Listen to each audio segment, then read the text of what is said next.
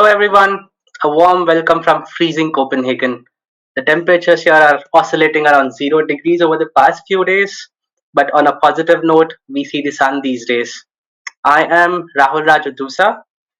I am a special advisor at energy efficiency at the Global Corporation, a division under the Danish Energy Agency.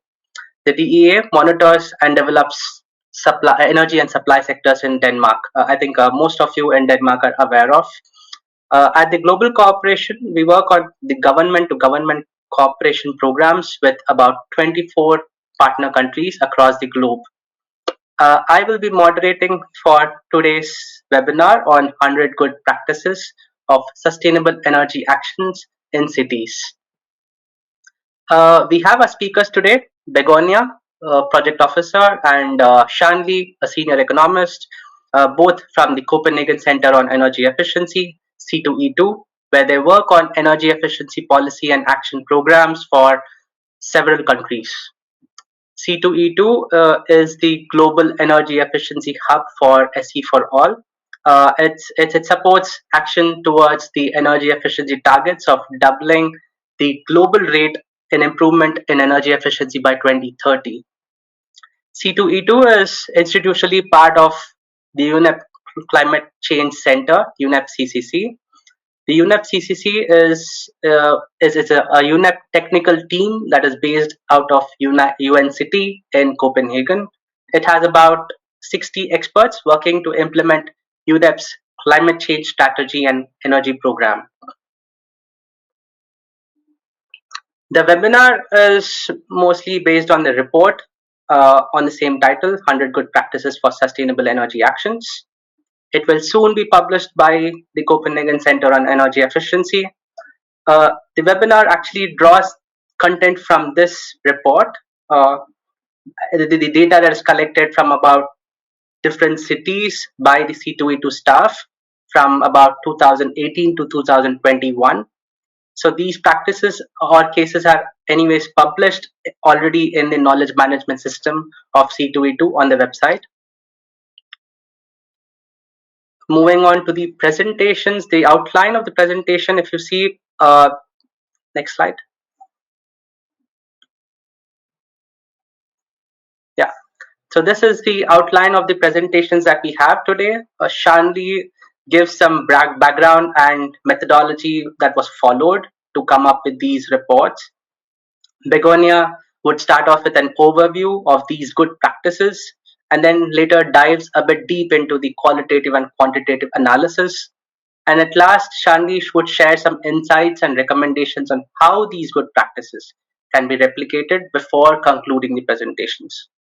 We have a 15 minutes question and answer session at the end, but please feel free to type in all your questions using the chat window.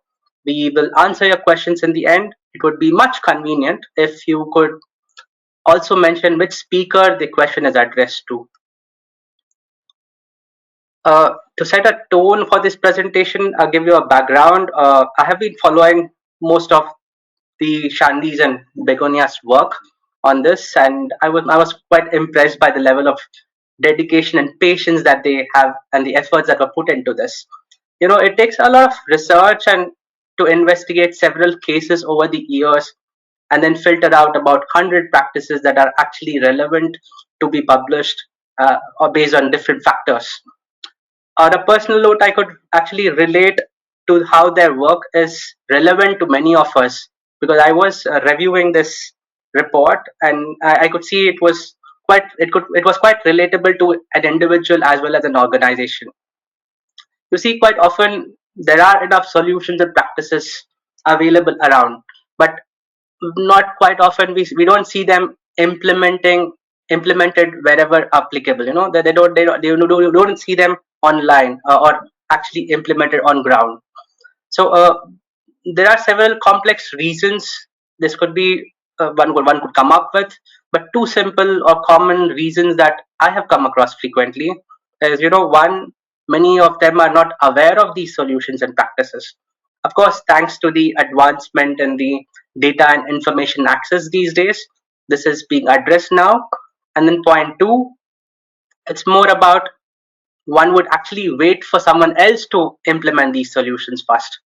It could be for different reasons like avoiding risks.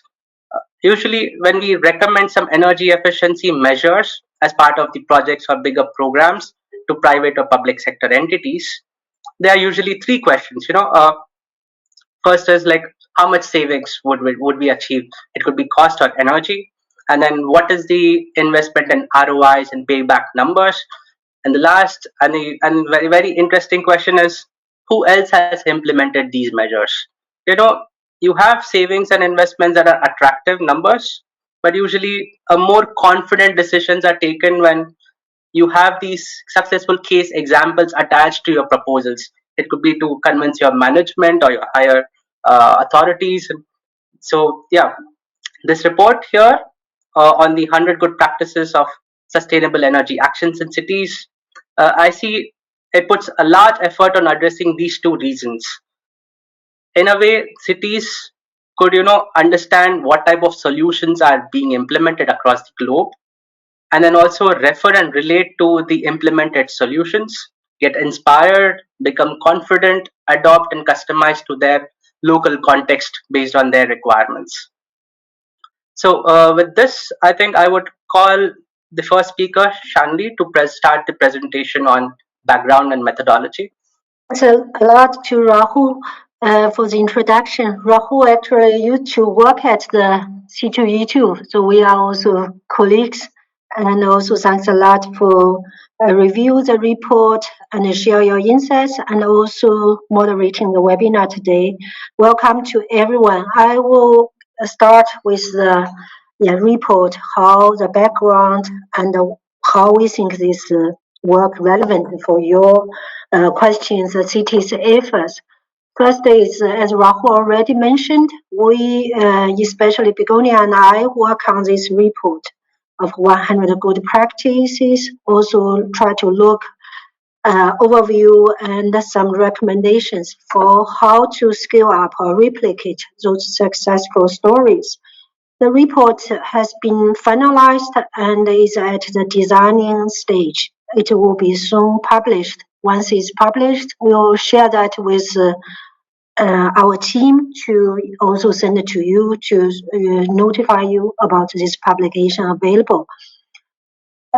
This 100 good practices, we several of our team members collected it over a 4-year period.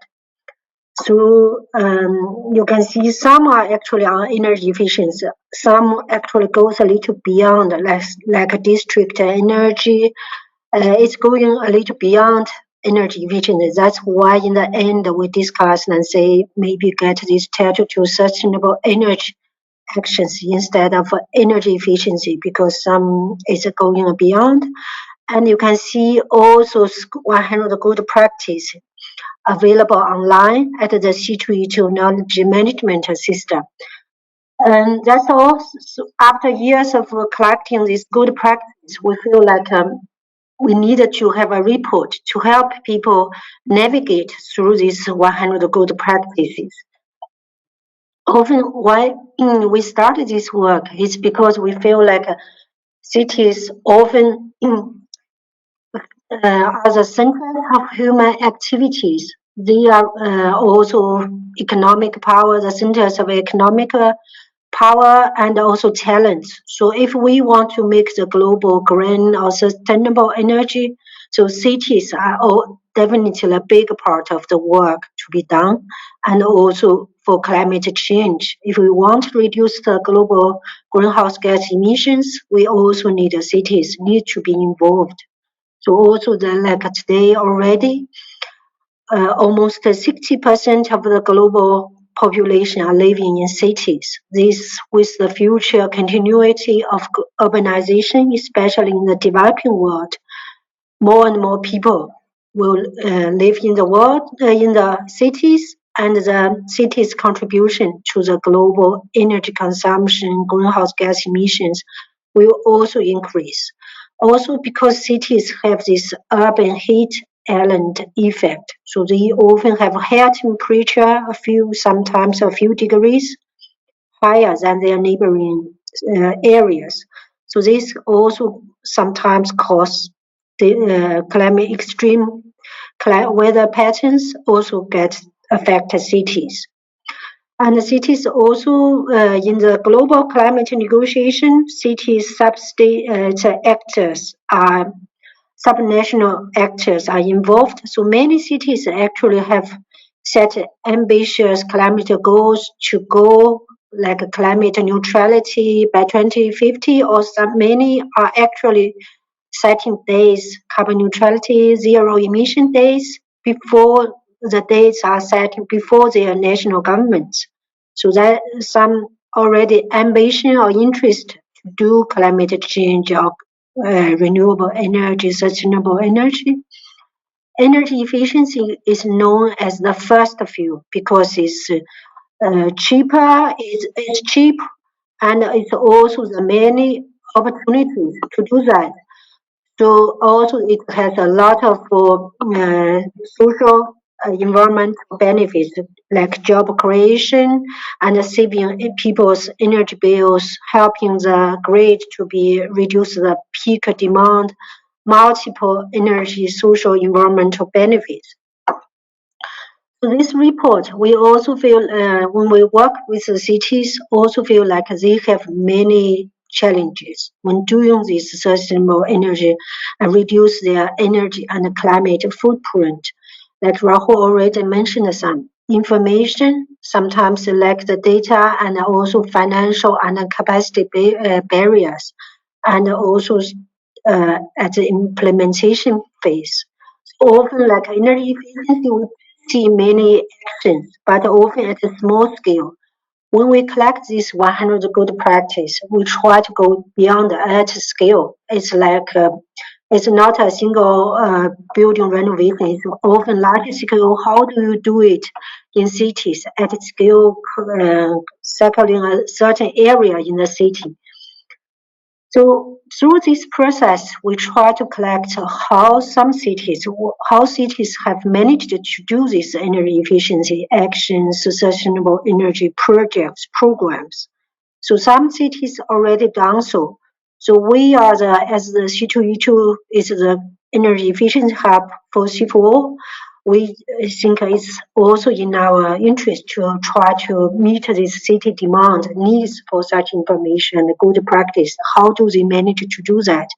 How to replicate those success and showcase to those innovative business models, contractual arrangements, and financial solutions to inspire other cities to do who are interested to do the same. When we collect the good practice, we try to we do extensive online searching and also using a common template to capture a lot of details. So we have like a minimum data requirements. Some good successful cases are there, but they do not have sufficient information or data that we need to meet a certain minimum data requirements so we can capture them as a good practice. And also recent cases, most of the cases are after 2000, the year 2000, and also the good practice implementation is ongoing or has been completed. We, as Rahul mentioned, there are many intentions or ideas, brilliant ideas, but to make it really start the implementation or even complete it is a big challenge or big difference. So we collect a good practice is only those really started, has already started the implementation or ongoing or already completed.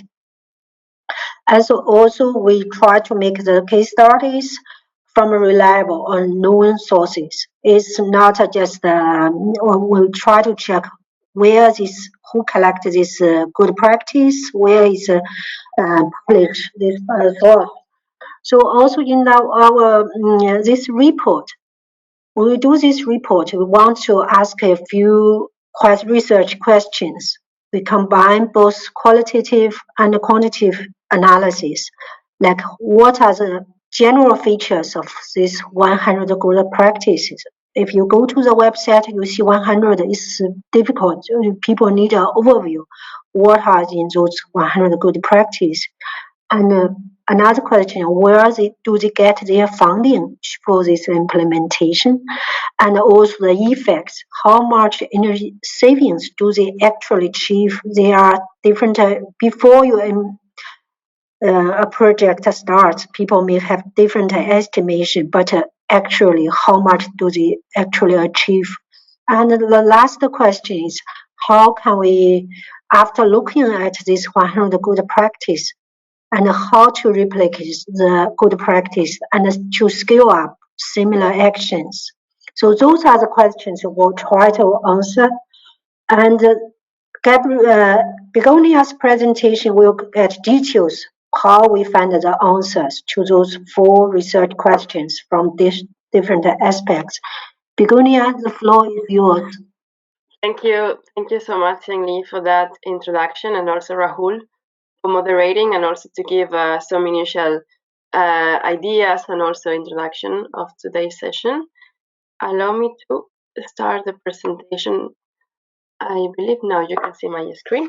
Yeah, so hi everyone. My name is Begonia, and yeah, I've been working together with Xianli and also receiving very good inputs from Rahul and from other colleagues at the center while developing this report on 100 good practices of energy efficiency actions. So we come up with a big variety of results, and it also took some time to find the right approach to categorize the different results we obtained from this analysis. But I would like to start with an overview of how it was the geographical distribution of these 100 good practices, and also the funding sources of this.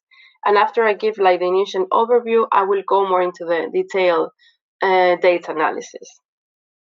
So to start here, so as you can see in this graph, it shows the geographical distribution of these 100 good practices of cities and energy efficiency. And the aim of this research was to try to have a balance, a geographical balance as much as possible. But of course, there are always some limitations when you're collecting data. And one of those was the language barrier. We could access data from sources like, of course, on English and Spanish, depending also the availability of language from our colleagues. But there were some sources we couldn't just access, or there was no data available. So that's why here you can see like most of the good practices are found in Europe. 50% of them are found in Europe, followed by 90% we found also in North America, and the less representation is found in Australia and also in Oceania here. So this just gives an initial idea how is the geographical distribution and how we were going to present this the results of this data analysis. I will now go to the second.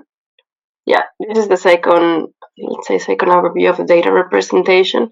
And here, sorry, one second, because I cannot see that. Yeah, here.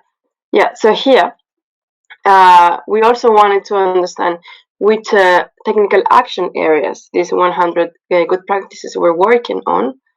And we found that most of the available data was focusing on the building sector, followed by, sorry, I have some issues seeing the data.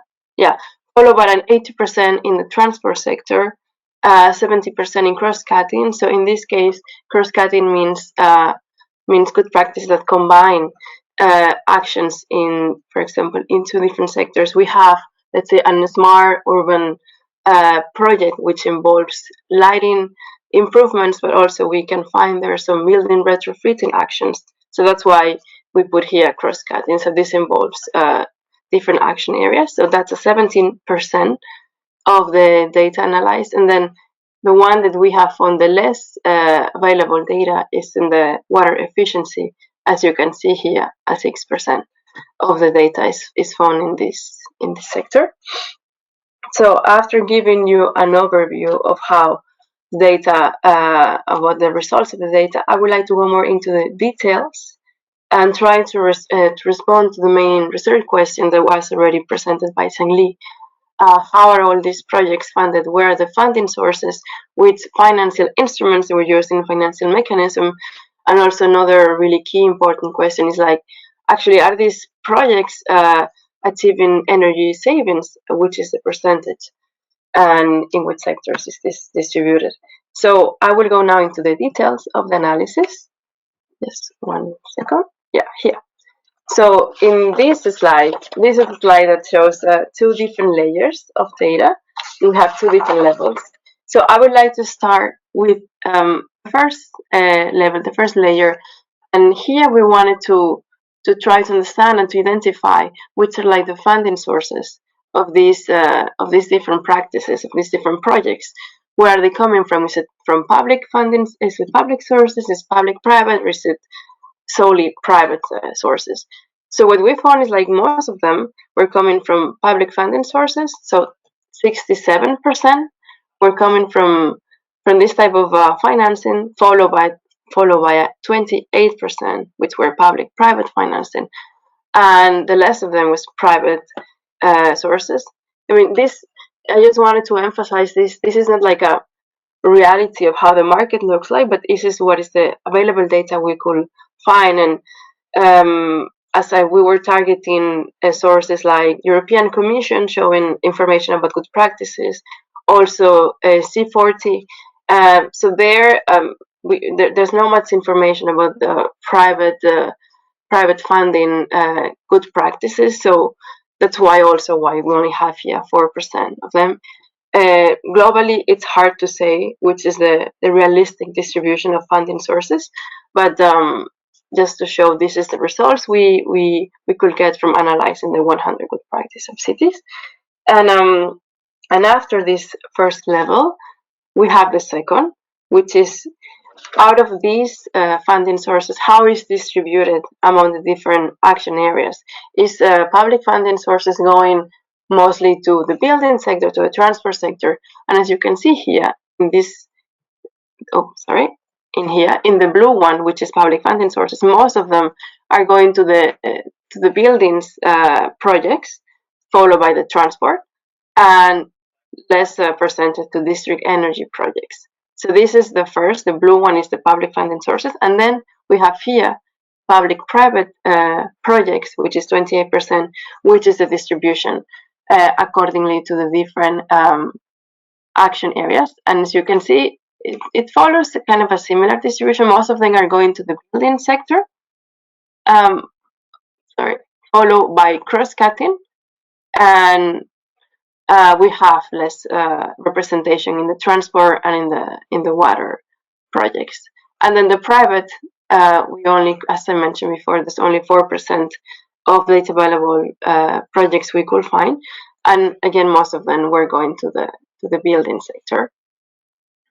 So this is also one of the main areas we were very interested to analyze, and it's going to be more details about it in the report that you can easily access once is ready, and this will be very shortly. Okay, in the next slide, just 1 second. So here, what we wanted to understand is which kind of enabling factors, which kind of frameworks were in place in order to implement these projects, right? So we wanted to see, is there any regulatory incentive? Is there any financial incentives is coming from the government? Is which kind of business models are implemented? Is it public-private partnerships? And this took some time in order to have an idea of which kind of framework is in place, which are the factors that allows the implementation of these projects. And again, this is a 2-level graph, and I would like to start with the first level that I would like to focus your attention. And here we can have implementation of energy efficiency technologies across different sectors. And the reason why we have a big category here representing a 34% is because in most of the projects, let's say we have a building project, we didn't have, at least the good practice didn't provide enough information. If this was done through a concession, it was done through procurement, tendering, it was not enough information. So that's why we decided to compile and see, okay, we have different energy efficiency technologies.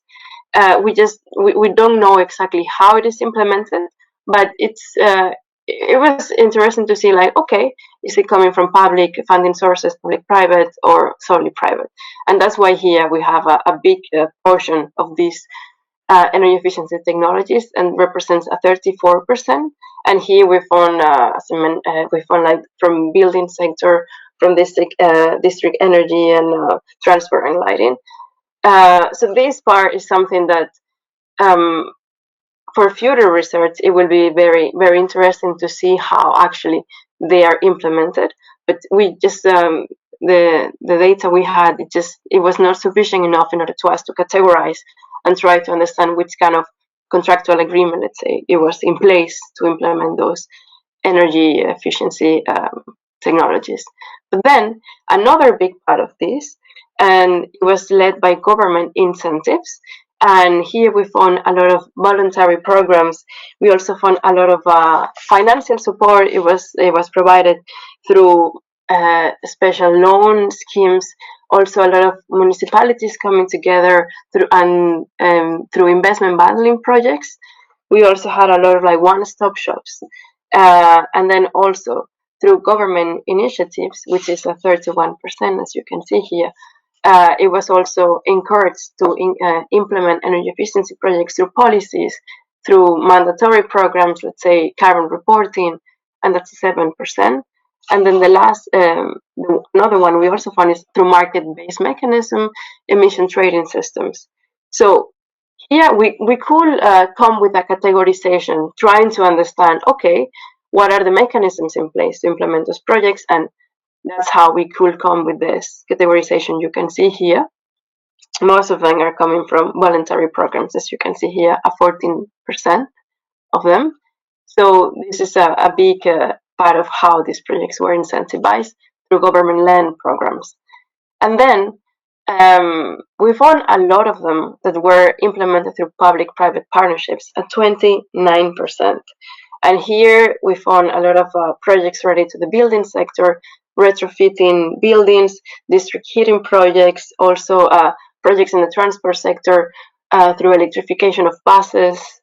So here was also like a big chunk of the projects we're doing through public-private partnerships.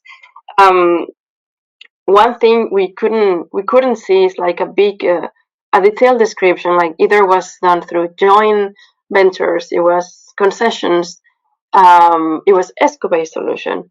But as you can see here, we have a percentage of these public-private partnerships that it was done through ESCO-based private companies, so public bodies involving ESCO energy companies to carry out projects. Still not a big representation of them, but around 4% of the public-private partnership projects were done through ESCO-based, and most of them were in the building sector, right?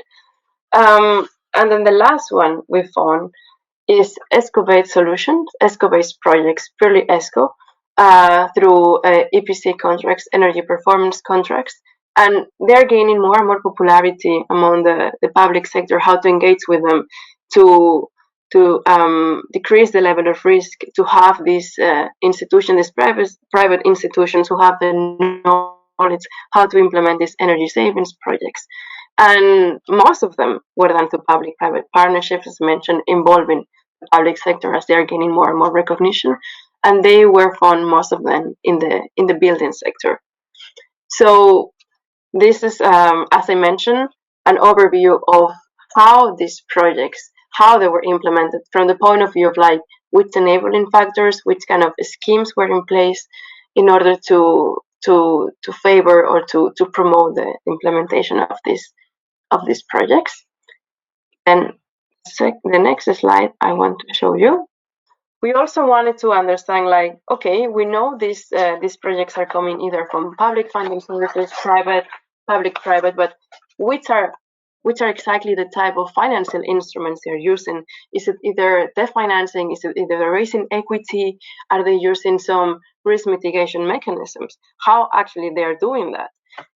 So for that, we also have to think about the different categorization, and also with the data we have, how we can represent it in the most user-friendly way, and also in a way that other municipalities and cities can replicate. So here you can see a table. This in the left side you can see which type of funding is there, public funding projects, and then here the type of financial instrument in the next part of the table, which type of financial instrument they're using or which kind of financing mechanism. Because in some of them it was not a clear detailed understanding from the description of the practice if it was either debt financing or equity. So we had to come with some categorizations. And for example, in some of them, it was very obvious they were doing through debt financing, or which here you can see was either through loans or through green bonds, and that's a 9% of the public funded projects were doing that. I want to bring your attention to this 27%. So most of the public funded projects were coming from national city budget. It was not a detailed description of it, but we found that most of them were doing it through this mechanism, and most of these ones were found in the building sector, right? But also in the transport sector. We also have a less representation of these public funded projects that were done through subsidies, public grants, through policy and voluntary programs that it was also presented before. And in our report, we can link this kind of financial instrument, let's say, to which kind of project. So then you can see exactly, okay, if I look into replicate a practice and the only available funding or a financial instrument in my country is, I don't know, is either through the access of loans or we can raise some green bonds, then you can see more in detail how this good practice was doing that. And then when we're looking about the public-private funded projects, most of them, here you can see 23% of them were doing through the access of multilateral funds and also with the support of private funds. In this case of multilateral funds, there was not a detailed description of either it was through the access of loans or if these multilateral funds were providing some grants. But what we could see is also, as most of the good practices were coming from Europe, is the access of these multilateral funds were coming mostly from the EU, right? But a 23% was a combination of these multilateral funds with private funds in order to leverage the risk and order to have a better access to this. The combination of these two, it was a key component for these projects to raise funding. And then we have private funding projects. There was not a detailed description of how actually which I mean they raised equity for like doing these projects, but not enough description of how actually they did, and so that's why we couldn't have here more detailed description. But a 4% was private funded projects, also as shown at the beginning of this presentation, and a 1% of them it was just like not enough information of it. After this, I would like to here we wanted to see also and to understand, like, okay, now that we have an understanding and an overview of like the type of funding sources, financial instruments of these projects, are actually these projects achieving, which is the percentage of energy savings these projects are achieving, which are the maximum, which are the minimum, and in which sectors most the energy savings are achieved, in which geographical regions. So that's what I'm going to try to show you during these slides. And in the first analysis wanted to do is try to see in which action areas were these energy savings mostly achieved. And just to mention here that not all the 100 good practices provided information about the percentage of energy savings achieved during the lifetime of the project. Only 28 good practices provided this information, and not for all the the sector. So for instance, here you can see the lighting, district energy, cross-cutting, and building sectors provide this information, but we didn't have from the transport sector, for instance. And here in the horizontal axis, you can see the maximum and the percentage of savings. So from this table, what we saw is like the maximum energy savings was achieved in the district energy sector and also in the building sector. But also in the building sector is where we could see the minimum savings achieved. Sorry. So this just gives us an idea of, with the available data we have, where we can see those biggest energy savings achieved. Of course, these projects have, they are not similar, they are from different sectors, and they also have differences regarding the scope of the project, the duration, the capital requirement of them. But just to give an overview of how we saw the energy savings achieved as per the action areas. And here, as I mentioned, we also wanted to understand, like, from the data available, which was this geographical representation of the energy savings. And here, we can see that most of the maximum savings were achieved in the North America and also in the Latin America projects. If you remember from the first graphs, North America represents the second biggest contribution of these good practices. They were around 18% of all the data collated. So it was quite it was interesting to see that they are the ones achieving one of the highest percentage in maximum savings, and not, for instance, Europe, where we have a lot of data. But yeah, so it was North America and also followed by Latin America, where we didn't have a lot of representation either in the data collated. So in relative terms, this was a very interesting result, where we can also see the minimum savings was also in the North America, in the North America practices. And here, for example, as I mentioned in the previous slide, not all the good practices provide this information, only 28. And that's, for example, here in Africa, we can see like maximum savings, which is the green bar, equal the minimum savings, because there was only one good practice in Africa who provided information about energy savings. So that's why here the maximum and the minimum savings, they are matching. Okay, so I will go now to the next slide. And here another comparison, another analysis we wanted to do is try to see, like, okay, is it from the public funding sources, projects that are achieving the maximum savings? Is it from the private ones? Yes, just to try and see some trends on it. And again, only 28%. Only 20 good practices providing information on this. And here, what we can see is that most of the maximum savings were provided in both the public-private funding sources projects and in the private ones.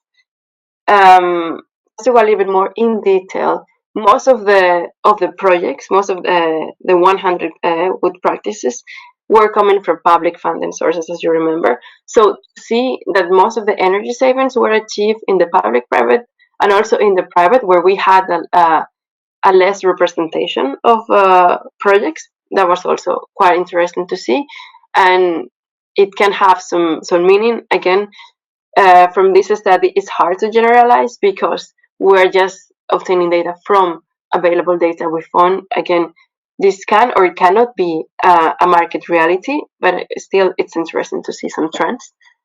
So the maximum savings were achieved in the public-private funding projects and also from the private ones. Again, here we have the same two bars for minimum and maximum savings because there was only one private project that provided results in energy savings.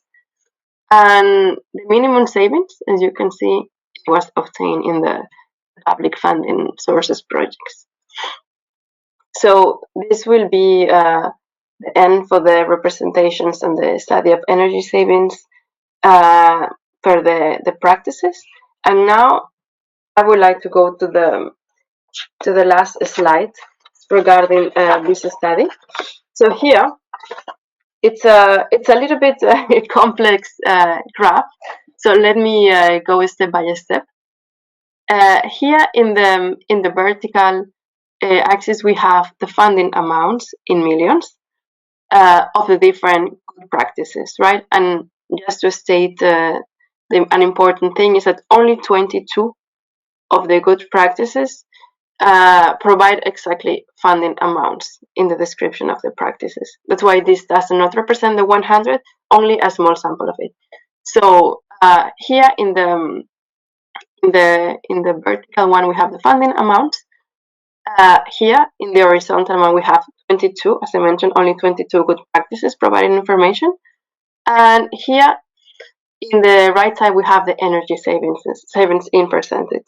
So what we wanted to compare and try to also see some trends is like, do projects with a higher funding investment amounts also mean that they will achieve in the medium run, long run, bigger energy savings?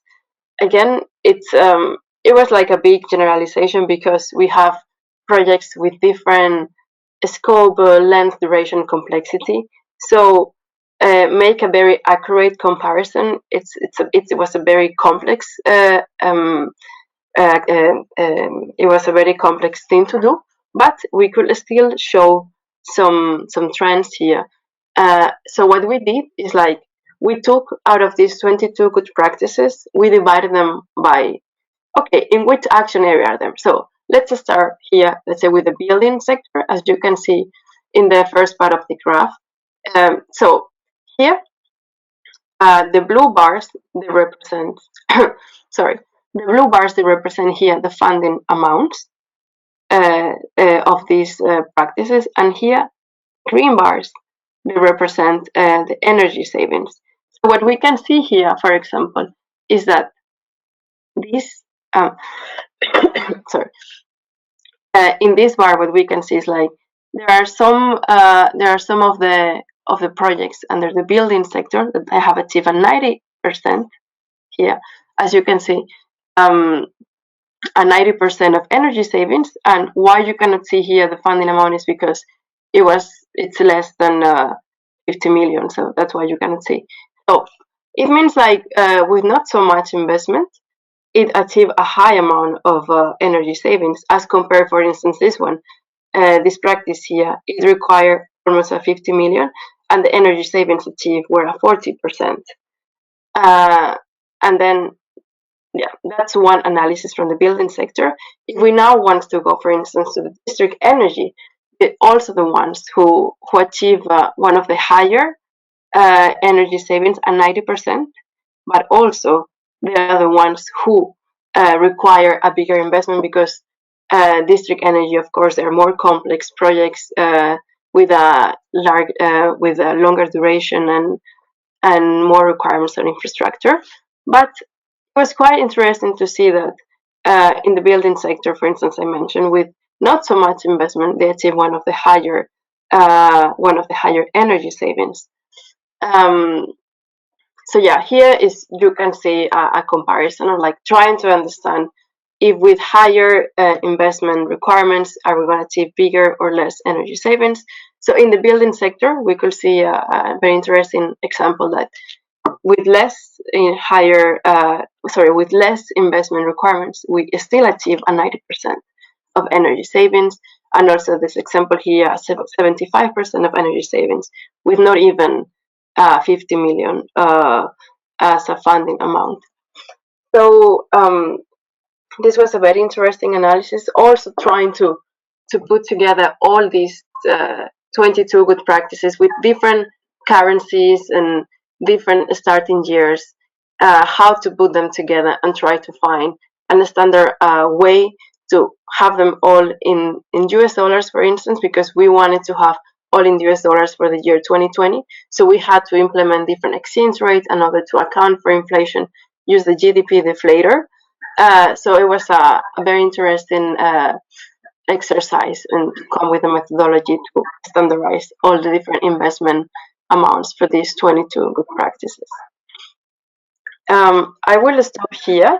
Now, my colleague Xianli, she's going to talk about replicability and how different cities can scale up energy efficiency actions based on the results we got in this study. So, Xianli, I will give now the floor to you. Thanks a lot, Begonia, for the many hours spent looking through these details of these 100 good practices and extracting the data, try to do the analysis. As you can see in Begonia's presentation, it's quite complicated. Often this 100 good practice combining different components, especially many are cross-cutting. That means they are not, it's combined different technologies or components into them. Also funding, often they get funding from different sources, not a single source. So what I will present this about what's the replication part. What from the from this one after analyzing this 100 good practice, what we can see is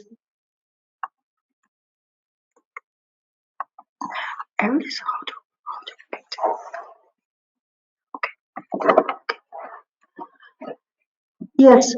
What are the one question after looking through all this data? One thing is we try to answer this question: what are the success factors of this good practice?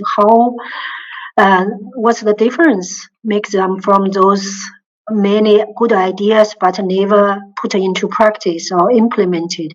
One thing we think is really the mobilize sufficient funding from multiple sources to get these projects. Often the programs or projects we collect a large scale, maybe needs tens of millions of dollars, even more, to do it. So how to mobilize sufficient funding, especially look beyond the external funding, like from the government, from multilateral sources, that's very make a difference. Like some funding from EU saying, okay, cities, you can apply for this funding to do certain actions, that can immediately stimulate some actions.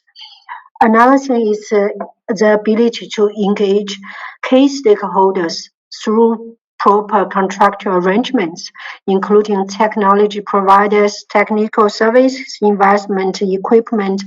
All these providers need to be combined. One thing for energy efficiency is when you do a project, you need some proper energy audit experts involvement to understand how much energy saving you can achieve, because that also affects the financial returns of the project.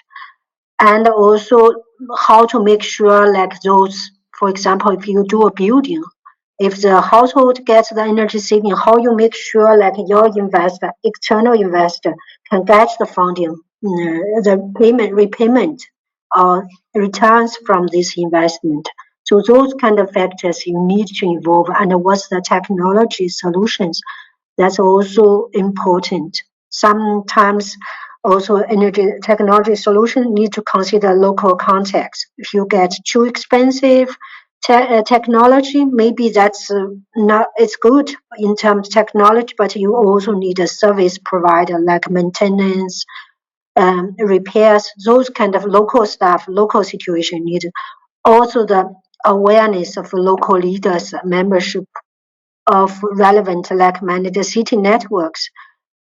One thing is leadership, especially on mayors, city leaders. If they are aware or have knowledge, expertise on this area, that's make a difference. Cities, once the leaders say, okay, we have some financial resource, they go out, actively go out to seek support from private sector, from higher level of government. And another thing is membership. We also find that in some countries, also through detailed project implementation, we find like recommended city networks. If there are some network, cities support each other, working together, sharing experiences, that also make a big difference. And also replicability. We find also many of the good practices Begonia has presented are from the US and the EU, Europe. There are multiple reasons. First is there are key advocate organizations from these regions, like C40, Italy, Covenant of Mayors. They are very active or originated from these regions. So they actively go out, collect good practice, and promote these kind of actions. So that can make a big difference. And also, like European developed country cities often have higher awareness of climate change and energy efficiency. Like in Europe, many European countries have high energy tax. That also improve your energy efficiency project returns. Also, public pressure on green development. When the energy is expensive, the public awareness of climate change energy saving is high. It's easier for the government to decide to support prioritize energy efficiency actions and making also this more financial resources available, easier to access finance. And also there are more supportive policies from these regions, like EU level, there are common policies, standards, and labeling that require cities, governments to take actions. And in the US, the Department of Energy, they have extensive resources for energy efficiency actions and how to do it, a lot of guidance and also budget lines. So they give funding to federal support to cities. If you want to do this, you get additional support from federal government. Funding support, technical support, that also make a big difference. And we also see from the 100 good practice is also the technical areas is quite different. For example, efficient lighting, generally that's quick, short payback period. Normally in a few months or 2 or 3 years maximum, you get all your investment paid back. And if it lasts longer, you get a profit. So those areas generally is also cheap. So street lighting is one of the C2E2 areas. We have two projects working on this. Is when you do such project, generally it's cheap. Many cities have the funding resource to do it. Also the payback period is short. So if they do this, the energy saving, they quickly make up the equipment cost. And in contrast, water efficiency district and transport, often they are urban infrastructure. You generally need a larger amount of investment and a longer payback period. Public buildings, they are in between, but it's also complex. It's quite complex. If you even government building, if you go out do the renovation to change, often like the cost and complexity can vary a lot. So this kind of also this that I've said in the previous slide, those advocation agencies like C40, Covenant of Mayors, Italy, if you set networks of mayors, if they can also make a lot of change, raising awareness, try to showcase which cities are leaders in action in these areas, that's also technical support, experience sharing, also makes a difference. From this kind of, after looking through all these 100 good practices, we think can get some recommendations for governments who are interested in energy efficient or sustainable energy projects in their cities.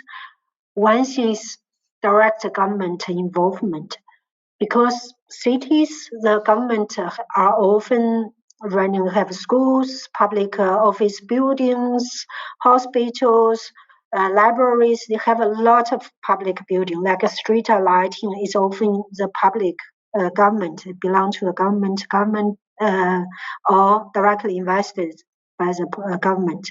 So those cases, government can definitely have a lot of opportunity to do energy efficiency projects or take the lead in procure such energy efficiency products in their facilities, public facilities, properties, to showcase the benefit of energy efficiency products and services, and also create a market for such services and products. Another thing is government, they also have the regulatory role. They can make policies, requirements to make sure that private sector or even provide subsidies to make sure private sector, businesses, households, they also participate in such actions, can network in helping to organize private sectors together, joint hands with private businesses, banks, to make sure this develop such big projects and programs, make them implemented, and also national, state, or provincial governments. They can create a lot of enabling environment because many cases, in many contexts, cities you do not have so much policy making power. It's often the standards, labeling, energy efficiency requirements coming from the higher level of government, and also higher level government often they have budget. So those kind of budget or regulation support is make a big difference. And again, we are finding these city networks, advocating organizations, experts will go out lobbying, that make also a big difference.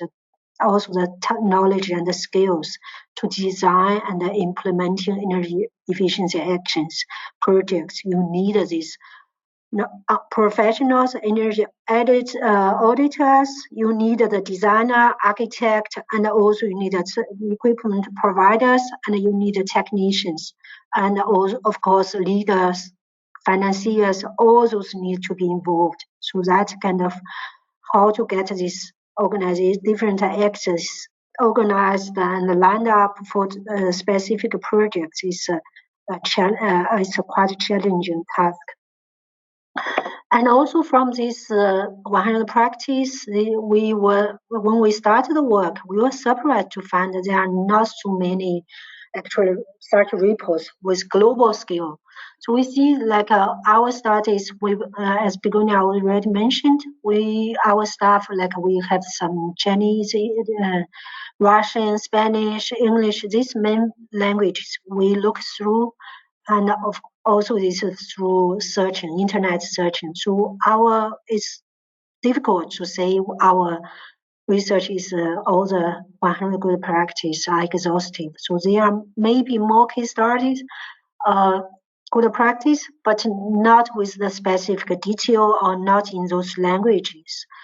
And for future research, we find that like if you focus maybe on a city or a country, you can get much deeper, or in a technology line, because we are global coverage and quite open to technologies. So it's also make it difficult to focus details. Energy efficiency in building are definitely different from district energy. So if you focus on a specific sector or technology or specific country and region, you can definitely get more deeper insights or results.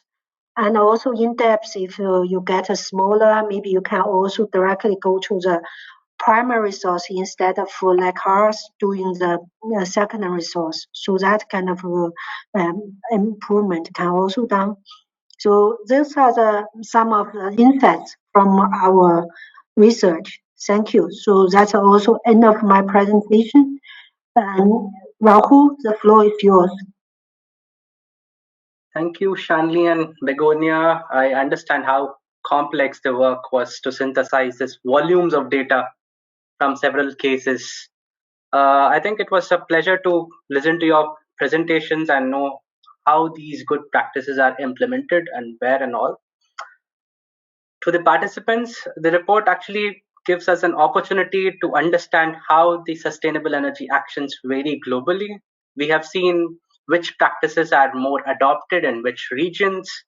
their investment volumes, their savings impact. It would be interesting to also see what are the kinds of investments and funding mechanisms, how they are spread across different energy use sectors, and more. And of course, you know, we have been seeing some interesting recommendations on how these practices can be replicated. So with this, I think we would move on to the question and Q&A session. I think there are a lot of questions posted. We will try to answer as many of them possible. Please continue posting your questions in the chat box.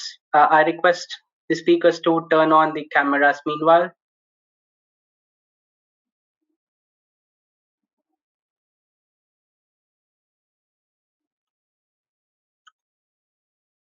Okay, first question is, how do you collect the 100 good practices and what criteria do you use to select these good practices?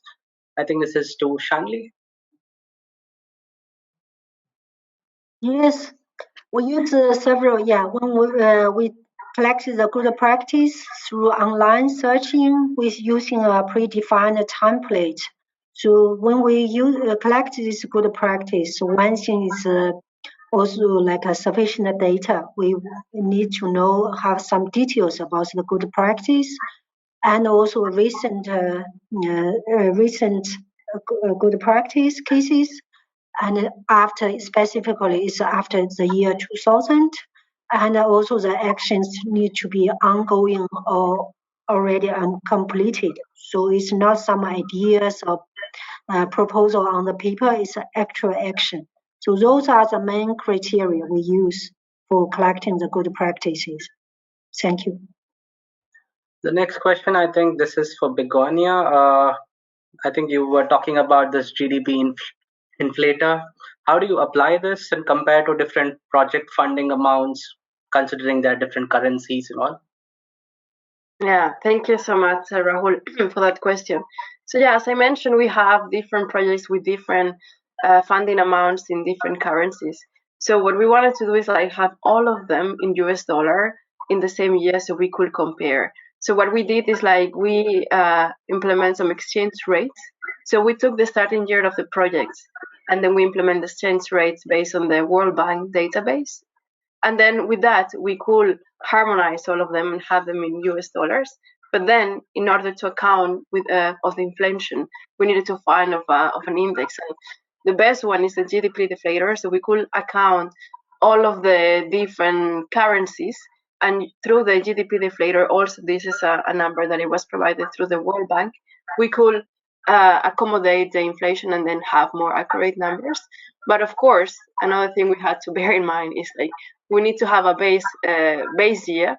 So then we took 2015, which was also the closest one provided by the World Bank. And then to have numbers for 2022, we use this base year together with the GDP deflator and the exchange rate. And through a simple formula, we could have all these different currencies in the same US dollar amount. So then the comparison, it was manageable. The next question is from one of the participants. Is your study focusing only on energy efficiency cases or also on other type of activities like introduction of renewable energy sources, solar panels in urban areas? Yeah, so thank you for the question. So our main focus was energy efficiency actions. So also as mentioned by Xianli and Rahul, like we realized that we needed to broaden a little bit more the scope, and that's why we call it energy savings actions.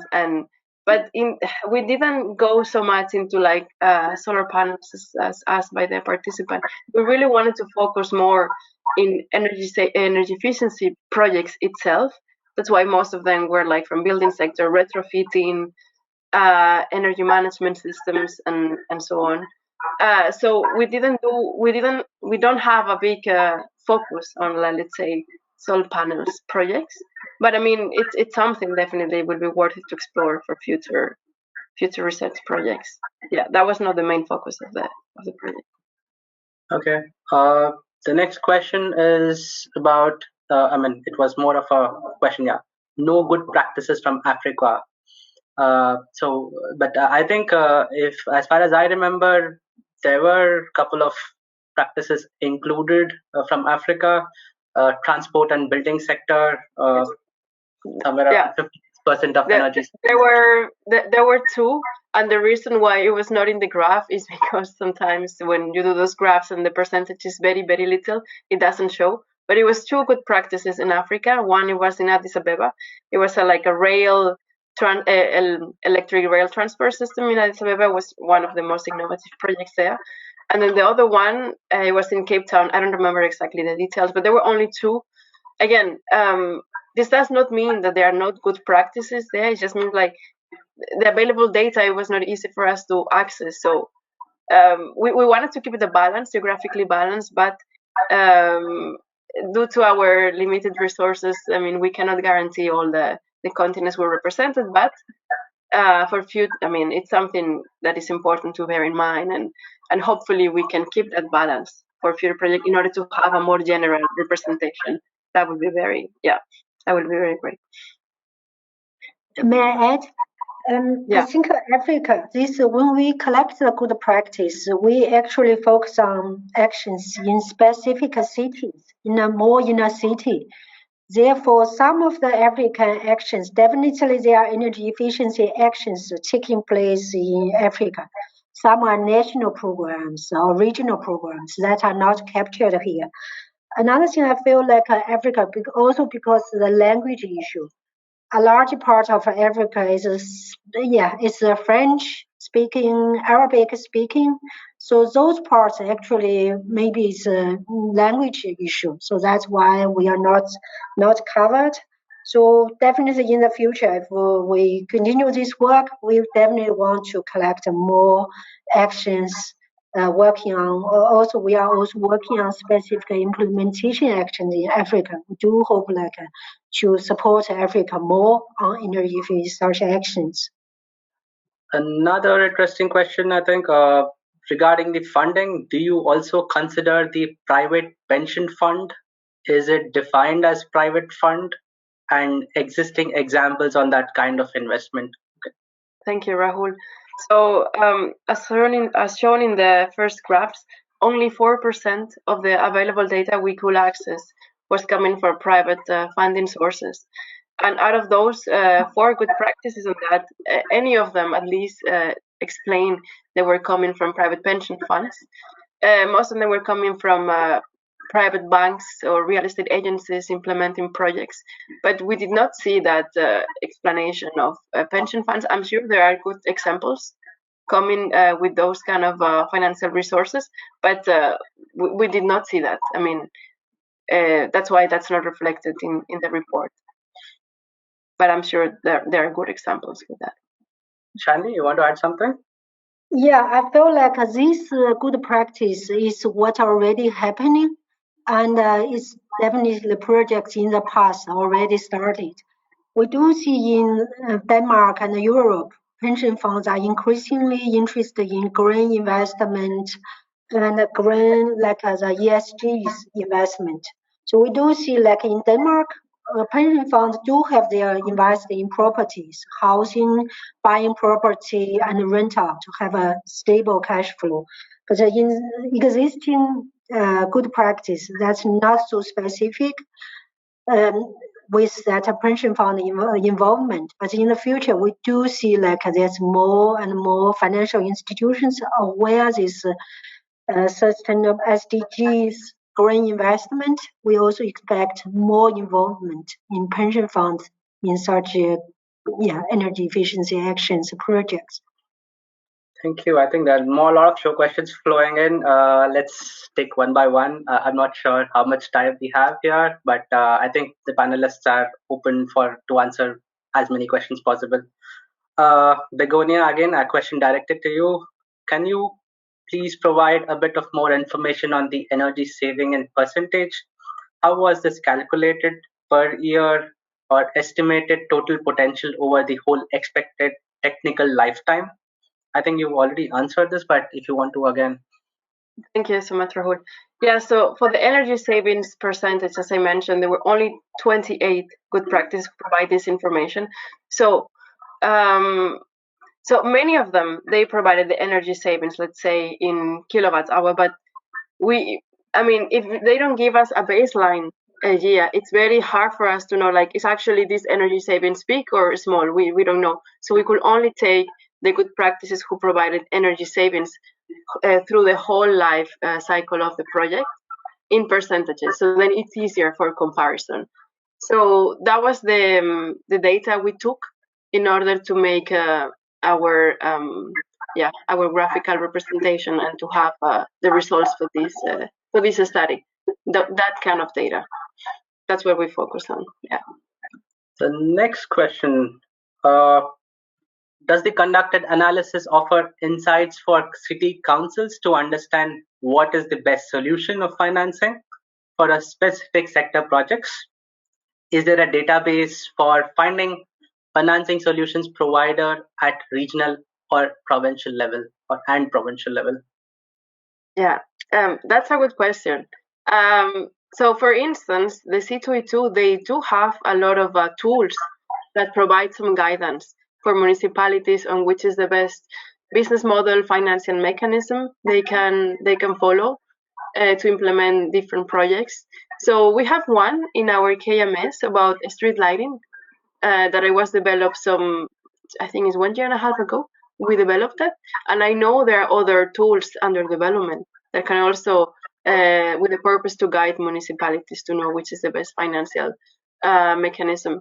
Our report doesn't provide like step-by-step process or database, but we have, as also mentioned by Xianli, different recommendations of what's best, but we don't have that very specific guideline or tool, but that information you can find in our KMS.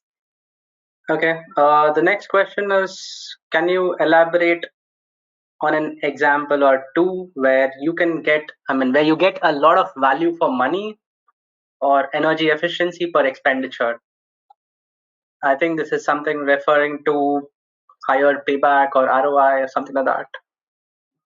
Could such examples be implemented on a national scale or only in cities? Did you understand the question, or you want me to repeat it? I think I understand the question, which technical area. From our experience, like different technology definitely have different payback period. That really depends on what's your local energy prices and the type of equipment. What's the baseline? So the new technology, the existing technology, what's the gap of energy efficiency levels? I can remember some good practices or such programs actually. Recently, we are working also trying to support Kenya to do some energy efficiency for their secondary boarding schools in the country. Basically, there are 3,000 around 3,000 secondary boarding schools. The children are living in school and only going home during weekend. But in many of those schools, like half of their energy bill is for lighting. So one thing is definitely if you save lighting, getting more, energy efficiency retrofit, you get much more value, saving money, and the children get also the benefits, better studying environment. So what we do is we really looking at collecting some data, and then going around try to mobilize funding. The current latest stage is we get a foundation, private foundation, which agree, okay, donate 100 equipment for 100 schools, and also to do including the installation. So we and the C2E2 and the Ministry of Energy in Kenya, we will do the coordinated designing, data collection, monitoring, energy auditing to try to organize. Then the idea is after this initial stage, we get an international organization talking, UNEP is talking with IFC, try to see, okay, we can work together to roll out more schools after this initial 100. So this is really national programs. You need to have combining different partners working together to roll out. Another example is like in Ghana, also in Africa. they find like electricity a few years ago quite a shortage. That's a short of power supply. So the government, what the government do is they give subsidies for efficient refrigerators. So people can buy instead of the old efficient ones, they buy some new efficient ones. So that actually they save energy. And then the government can save money to invest in grid power generation. So you through this longer, how to say, you find that such an investment not only benefit directly the users, also the state. So the state find that okay, their electricity load is reduced. They do not have those so much pressure to invest in generation capacity and the grid manufacturing the load. So those kind of project ideas, they are definitely very good opportunity, good returns, but often like the implementation, how to engage the different actors, make sure the contractual arrangements to make this work for everyone, all the participants or stakeholders. That's the main challenge. And we see also from other like the street lighting programs in Argentina, cities work together to pool funding to buy efficient street lighting lamp equipment and renovate. That's another example. So you have many different options, but definitely if you want to start with good financial returns, you need to look at this equipment level. Otherwise, like how to say, citywide transport, district energy, that's also fine. Just this financial scale is higher. You need even more complicated to coordinate. So that kind of factor you need to consider. Thank you. Xianli, now that you mentioned district energy, there is a question. District energy means what kind of uses, for example? District energy is often like a waste heat. For example, if you have a cement or steel factory, they have a lot of waste heat. So generally, this is just released to the air. If you have district energy, then you can use those waste heat. So that's also in Denmark. Like there's a solar in summer, they do the solar thermal, collecting hot water, then in winter used to the to the district energy systems. That's also that's mainly district heating, but now more and more district cooling. To use this cooling, especially seawater, river water, this as a medium for cooling. So this district energy, the good thing is it can be a network. It collects the heating and cooling resources from different sources and supply to the users. So instead of burning gas or burning coal for heating and cooling, you can use this residual heat and cooling to reduce the primary energy demand and protect the environment. That's district energy. Also, just to add on, Denmark as one of the pioneers in district heating systems. It's basically instead of applying inefficient equipment, heating equipments in each households, it's better to have a consolidated, more common system in place, which is more economical and efficient, and that generates this heat, which is circulated through across cities or regions and areas and all. So yes, moving on to the next question. I see a lot of participants still there, so which means I would still go ahead with a few more questions before we wrap up. Uh, there is a question which says, in the technical action areas, I see water efficiency. Is there any document for this? I know there is documents available on the KMS system, but and also links would be provided in the report for each case. But do you want to add anything on this? Yeah, I feel like water energy efficiency is really a very promising area because water, when you pump water and processing water, you use a lot of energy, and also like when you're saving water, you reduce the need for clean water, and also like you save energy. So that's a very how to say good nexus or synergies between saving water and energy. And often this such project return rate also, in a payback period also quite short. So it's also another promising area we are working on. I think in C2E2 we have several tools, and also some of the good practice is about water saving and water related water efficiency. Okay. One quick question on: do you have any information on which MNV standard is preferable? Example: ASHRAE, IP, MVP. That's for the question. And I don't think there are any preferences here on MNV standards. No. No. Yeah. Uh, Moving on to the next one. Thanks for the presentation. It would be interesting to reflect on the barriers for transfer, diffusion, scale up of these best practices from one city to another. Did the study look at these? I think that's a good question. Yeah. Yeah, I feel like this barrier for energy efficiency actions or financing. We do have, I think a few years ago, we have a joint study with UNECE that really through questionnaire survey that have a very extensive a study on the results looking into these energy efficiency actions. What are the barriers? I feel like for this study, also because with secondary data, it's very difficult for us to dig out this. So I think that should be a different project because from this secondary data, a lot of things, maybe we can do some interview, but we cannot really get so much detail from this good practice. What are the barriers? I think that is definitely a lot of studies or reports on this subject, but we need to consider how to move ahead with this. And if you have a specific suggestion, you are most welcome to share with us. I'll take the last question for the day.